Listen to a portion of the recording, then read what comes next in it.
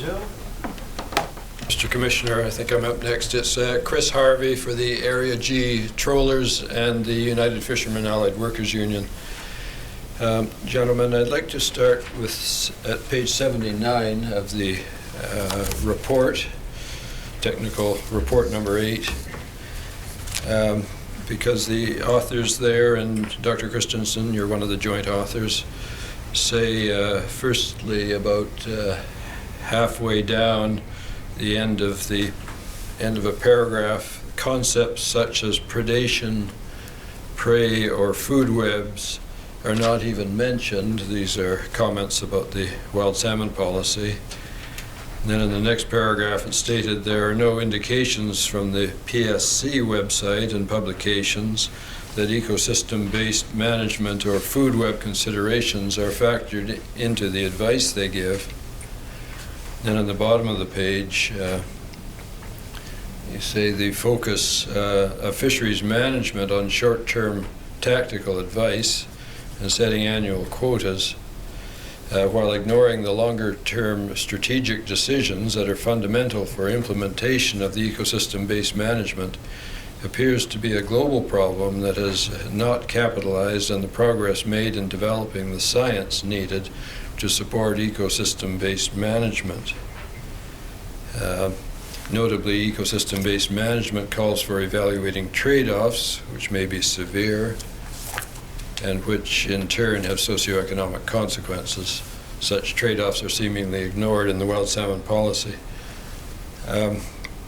Dr. Christensen, you and Dr. Treitz make some very significant points here, and I don't want to deal with the absence of a socioeconomic analysis discussion, because we've canvassed that with other panels. But what I did find most interesting, and what confirmed an impression I had from other panels, was your conclusion that ecosystem-based management or food web considerations are not being factored into fisheries decision-making. And I take it that you've come to the conclusion that a DFO in its fishery management decisions is failing to properly take into account the broader ecosystem effects of their decisions on such as effects on predation, prey, and food webs. Does that basically capture the gist of your comment? Well, as an academic, sometimes you can get carried away with what you're writing and not be 100% fair. But I think overall, as you expressed it, captures what it was we intended, yes. Yes. And you've mentioned a lack of data, but I wonder if it's not just a lack of data, but in some areas there may be good data, but the ecosystem data tends not to be factored in to the decision-making process. Typically, the decision-making process calls for information about the species that is being managed locally in that area where that management is done, not factoring in other parts of the ecosystem and the consequences that the actions may have on other parts of the ecosystem. In general, yes, that is the status in Canada. Yes.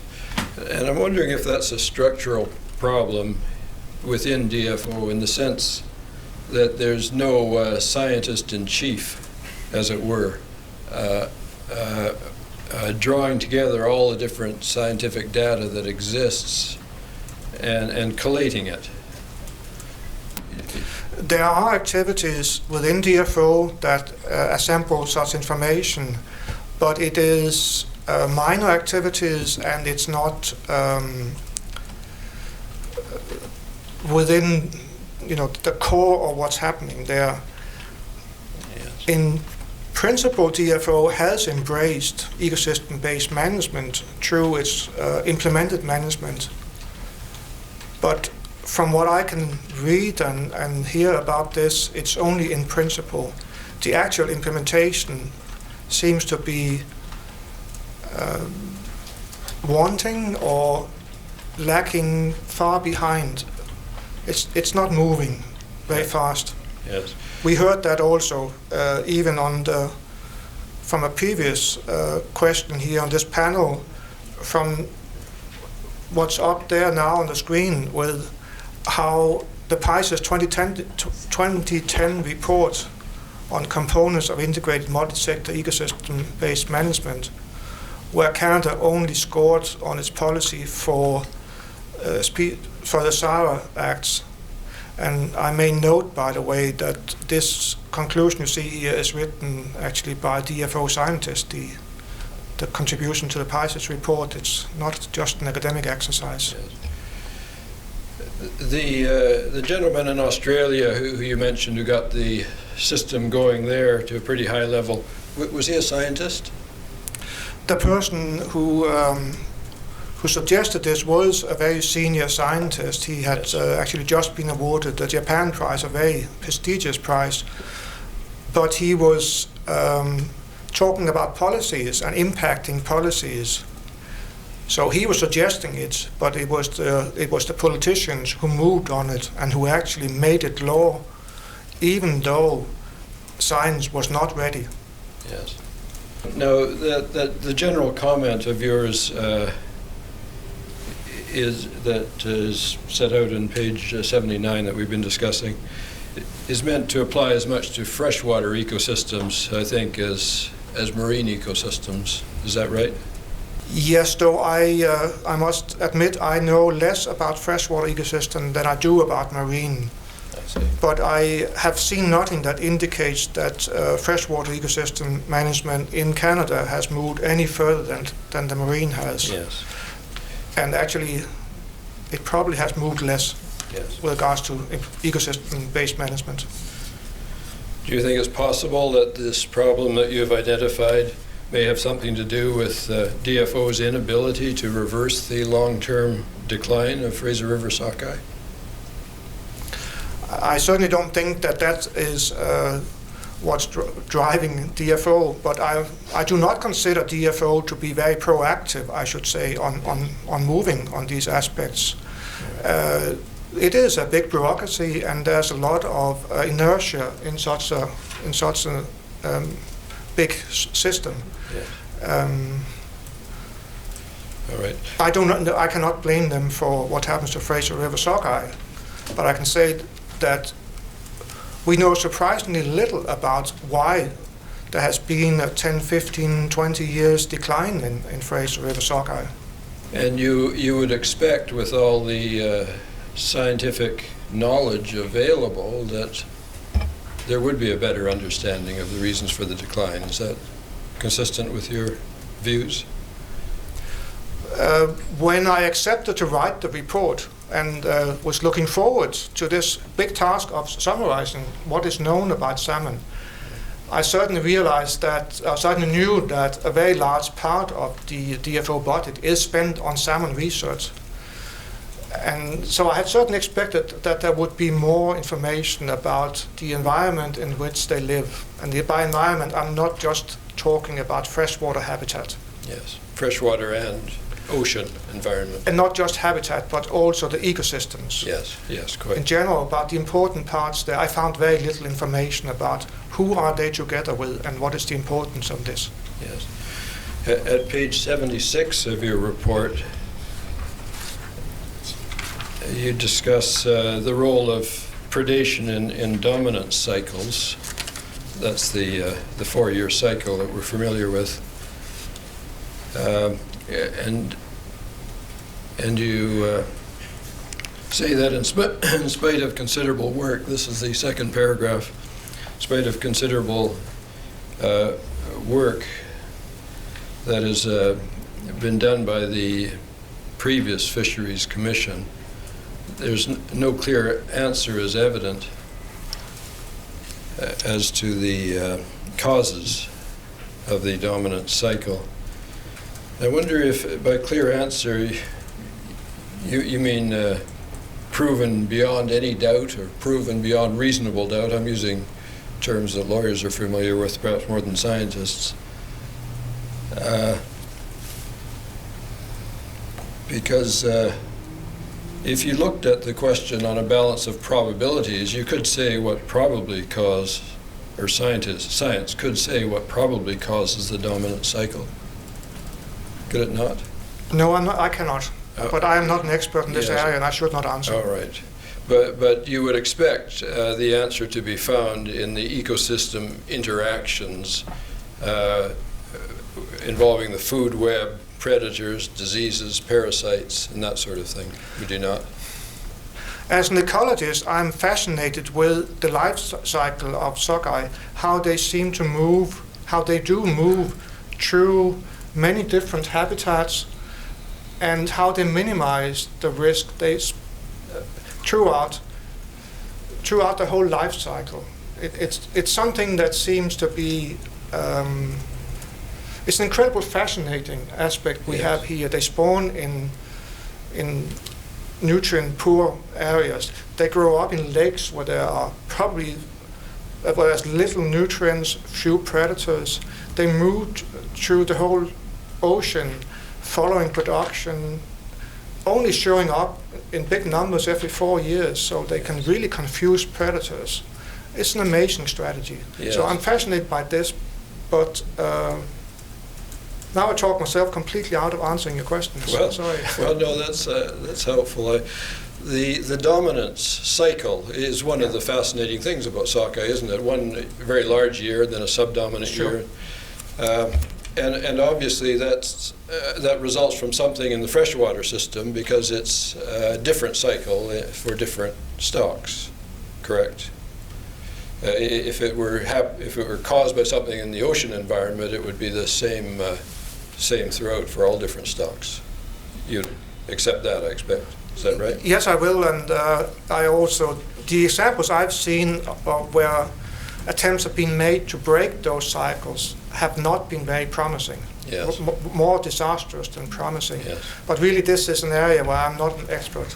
All right. You would expect that an understanding of the ecosystem interactions that cause cyclic dominance to be quite essential to sound fishery management decisions.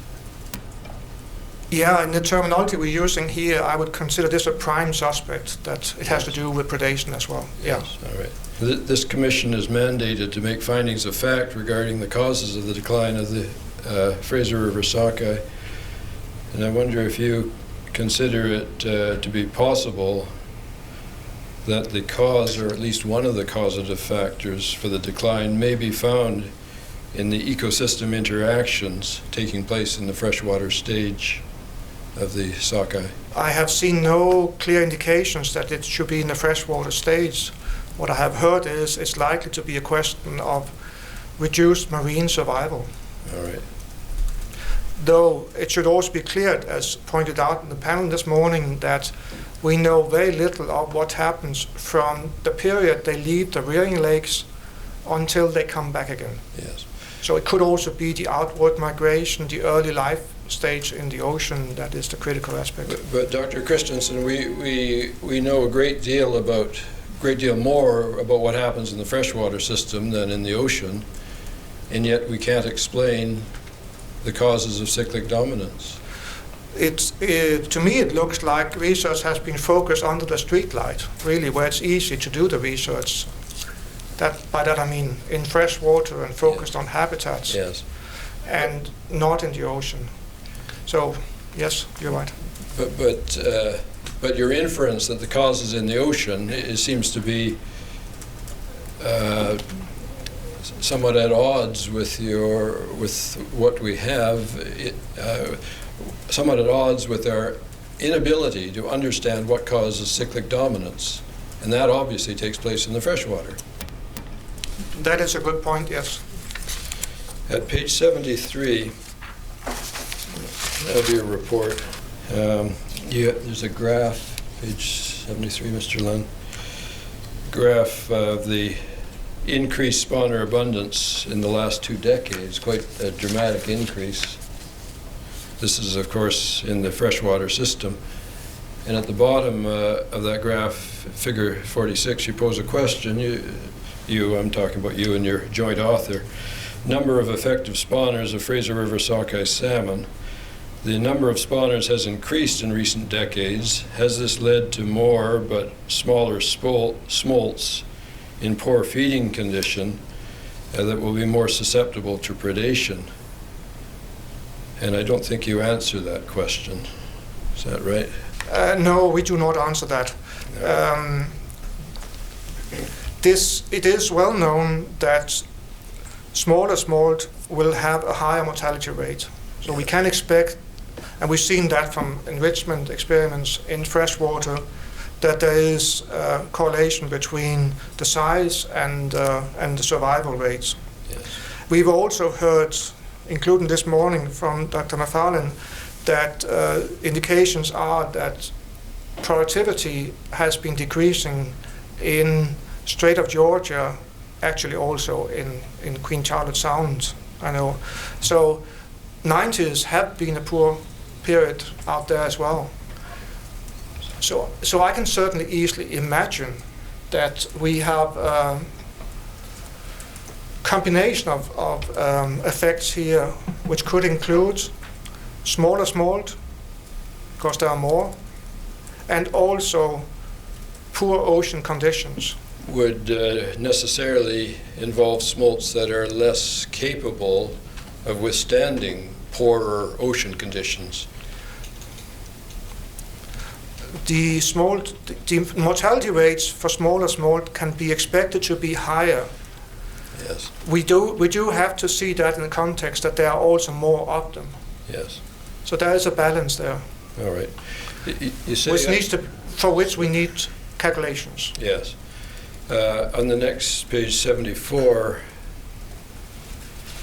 there's an interesting paragraph under that graph. You say related to this is that the Fraser River sockeye may have become the unwitting victims of their own success, as shown in figure 36. The number of effective spawners, Fraser River sockeye salmon, have increased in recent decades, which in turn may have increased intra-specific competition and exposed smolts to higher rates of mortality. Previous studies have shown that increased sockeye fry abundance leads to lower average weight of smolts, and that the total biomass of a smolt year class may decrease with increasing number of spawners. The implication of this is that increased escapement may lead to higher predation mortality in the ocean, where there is a strong positive correlation between size and survival. So this phenomenon of increased escapement may lead to smaller smolts with less energy reserves, and also smolts of a size that are more susceptible to marine predation. Yes, here you see the academic getting carried away in writing. I did write this. This is certainly an interesting hypothesis that's formulated here. It's one for which I can put it forward, but I do not have clear evidence that says this is the smoking gun or something that looks like this. All right. But I would certainly not rule out what's here. I think it's an interesting thing for consideration. Yes. Now, I asked some written questions, and I think probably it's Mr. Hume will have the answer to this. I asked some written questions in writing to Mr. Ryle. I don't think we've put them in as an exhibit yet, but one of those questions I asked, do you or does DFO generally accept that in Quesnel Lake, fall fry collected in the fall of 2002 and 2003 were among the smallest ever recorded, 2.7 grams and 1.9 grams respectively, from Quesnel Lake, as noted in Exhibit 417, page 28. And the answer I got from Dr. Ryle was that this question is best addressed by DFO stock assessment staff and PSC biological staff. I think I would like to take the opportunity of having Mr. Hume on this panel to ask whether that he can confirm that data. The 2002 brood year smolts were the smallest, or fall fry were the smallest we've ever observed. 2001 brood years fry were small, but we're not outside the expected range for that density. All right. We'll take the 2002 brood year then, fry. is the size that you determined an indication of ecosystem interactions? Sorry, I don't understand the question. Well, is the fact that the fry are smaller, it seems obvious to me, but you can correct me if I'm wrong, the fry were smaller because the food web was depleted by the extremely large number of sockeye fry. Would that be a fair inference to draw? In 2001 and 2002, we had the highest escapement to Quesnel Lake that had ever been observed. We did not do any limnological sampling in 2001, but we did in 2002. Nutrient levels had increased in the lake in 2002, as would be expected from fertilization from the carcasses. But the phytoplankton that was produced by that nutrient was unusual in that it produced a large bloom of phytoplankton called Tabellaria. It's a diatom called Tabellaria, which is a colonial diatom. And the evidence is a little unclear, but it's unlikely to be a preferred prey item for Daphnia.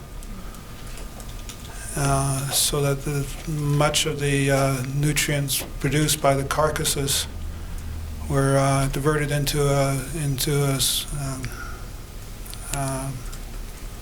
a trophic trap, I guess you could call it, where the nutrients didn't work their way up the food chain to the sockeye fry. So we're speculating that the fry grew poorly that year because of this tabellaria bloom. There was an extremely large amount of tabellaria was in the lake, and nothing unprecedented from anything we've ever seen before. All right. There's a graph in the material I produced at tab 11 that I think comes from your data collection work. This was sent to me by Dr. Walters, Carl Walters, and I think he said that it came from your analysis. Can you confirm that, or? Have witnesses seen this document? Yes. I Yes, he has. have seen this. It's tab 11 in my production. Dr. Walters presented this at a small meeting we had about 4 years ago. I really haven't had a chance to discuss it with him at that time, even or since. I do recognize the data. Yes. You recognize the data, and I think you were involved in the collection of that data, were you not? Yes. Okay. My program was collected most of the Daphnia and that. Yes. What this seems to show, it's got, if we look right to the bottom of the page, the day of the year starting at 0 through to 360. So this is a time sequence, and if we look at the top graph, of course the fall fry time would be towards the right-hand side of the graph. Is that right? When we talk about fall fry, do we mean? No, this is a graph of Daphnia biomass. Oh, Daphnia biomass. So this is the food web. This is the primary food item that that sockeye fry feed upon. Yes. Daphnia is that a kind of a fly? Sorry? Is a Daphnia? Daphnia it's commonly called a water flea, but Yeah. it's a cladoceran zooplankton, which doesn't look at all like a flea. All right. So I won't try to tie it on my gear. I could draw you a picture, but Yeah. Always looking for fishing advice. At any rate, this is one of the principal food sources of sockeye fry. it's their favorite food, and if it's a present, they'll feed on it, Yes. in exclusion to others. If these lines in the graph are right, they seem to show that the Daphnia are in the top graph at any rate, which is the dominant Wow. year run, shows the Daphnia dropping off quite dramatically in the fall. Well, I mean, without really understanding the origin of everything in this graph, the big brown points that extend from one edge of the graph to the other, I believe, are probably a model that Dr. Walters put together to mimic what's going on in the graph. I don't know if, I'm not even sure that they're the same line in each graph. Well, let me just ask you the question. Did your research determine that the Daphnia biomass dropped off in the fall in the dominant run years when there was a lot of fry on the... Yes, that's true, that we get, it drops off quicker in the fall. Yeah. That's sometimes called overgrazing, I think, an overgrazing effect. Is that right? It's certainly a grazing effect. Yeah. And does it mean that the fry going into the winter have depleted energy reserves? Not necessarily. There is still, I mean, there still looks like there is considerable amount of Daphnia present in the lake Okay. at that time. So that's why one of the reasons we measure fry size, weight, and length. We should also be looking at energy content itself, which is something we haven't done to date. So I can't, but it's, and Let me no, ask- and in fact, I would say that fall fry in the dominant years in general tend not to be smaller than in the other years. In fact, they're probably a little bit in the larger than other years. Well, let me ask you to explain a document that Mr. Timberg put in. It's Exhibit 810, because you may be the only, I'm sure you're the... One of the responses that you can get to high densities instead of low growth is higher mortality. And so that and this graph here shows that we're done. But what is causing the mortality? Because if I interpret this graph correctly, we have the effect of female spawners across the bottom, and in the y-axis the fall fry in millions, and the top most amount of fall fry, there's one towards the left, right up near the top, and one way off on the right up near the top at the same level. So there's and I think you mentioned a leveling off effect. So with the effect of female spawner abundance increasing, you get an increasing number of eggs and an increasing number of hatching fry. Why right. don't you get an increasing number of fall fry? Because mortality also increases with density. Actually, in the predation report, Figure 1 in the predation report Yes. shows the relationship here quite well. And then mortality increases with density, Before we leave this one, but growth doesn't. Growth. what causes the mortality? That's what I'm getting after. Well, as I think I explained earlier, we don't have a definite smoking gun. We assume that they probably are growing slower, and so the smaller fry are probably being preyed upon at a higher rate than. But food web interactions may have a role to play as well, correct? It's all food web interactions. Yes. In other words, there's a limit to the amount of food that a lake system can carry. Is that correct? That's right. So, and this limit is reached and shown by the leveling off of the. Well, what we're seeing is that the sockeye fry respond, or the sockeye fry population responds by increasing mortality, but maintaining a more or less constant size at high densities. But the ones that manage not to die, I would expect they would be weaker than. On average, they're about, so say fish from, on this graph here, fish from say 1 million to 1.8 million effective female spawners, in that. So the right-hand side of the graph, they'll all be approximately the same size. Same size, but on average. If at the time of sampling. If there's a higher mortality occurring as you expand along the x-axis, surely the ones that survive are not as strong as they would otherwise be if they were near the left-hand end of the axis. Well, I mean, the only information we have on their strength as such is their weight.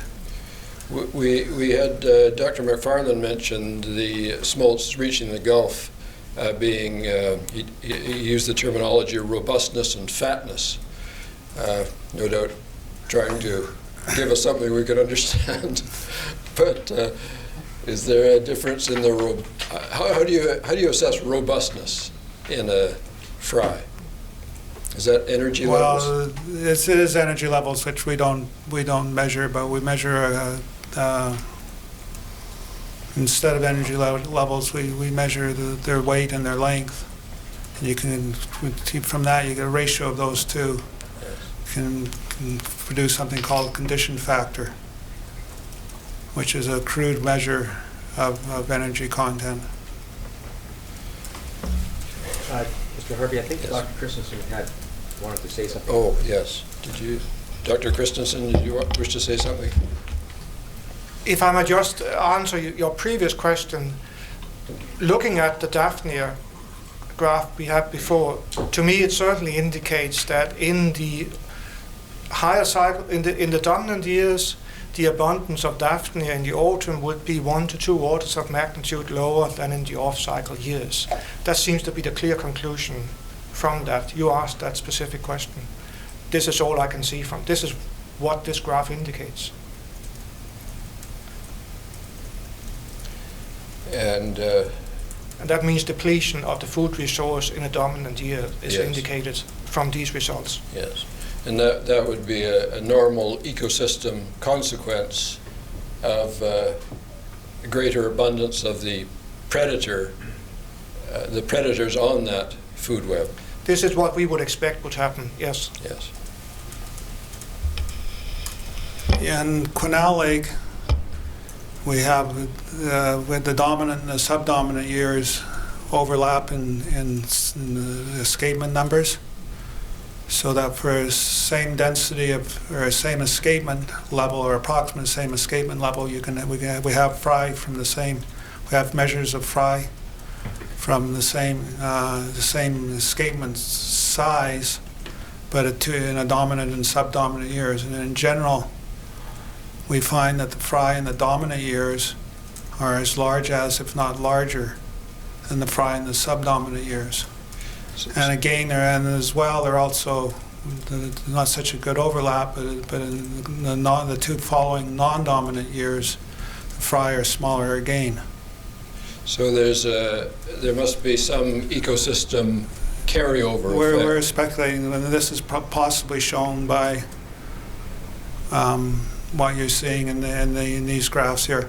I'm quite hesitant to put a lot of faith into these graphs, seeing as this data has not been reviewed by ourselves.